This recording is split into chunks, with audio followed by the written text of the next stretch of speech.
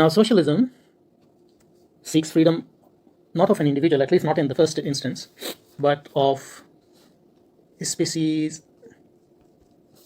That's how you spell it. Species beings. So, human being as a group, as a species. So, what socialism wants is to free human being as a kind from external constraints.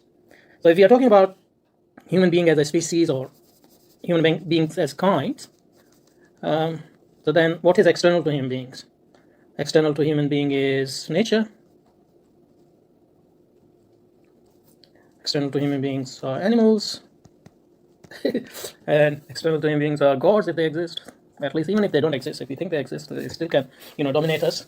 So the freedom of species being means that we are free of normative constraints of nature or supernatural world or whatever, so that we as species being can do whatever we want. So that's what basis of socialism, at least in its Marxist conception. And nationalism is sort of a middle way between socialism and liberalism, because while liberalism is based on the concept of individual freedom, and socialism is concerned with freedom of, in both senses, of humanity as a whole. Nationalism, on the other hand, is concerned with the freedom of my nation. Okay, so the purpose here is to free our nation, my nation, of any external constraints, so negative freedom. So what is external to my nation? There can be individuals, so there can be other nations. Basically, that's what, and obviously nature and all that. So that's common to all three of them. So I want my nation to be free of any constraints, external constraint and dominations, so that my nation can exercise self-determination or positive freedom, and it can be autonomous, it can do great things, and it can do whatever it wants, and it can become the greatest nation on earth. So that's nation. So you have liberalism, you have nationalism, you have socialism.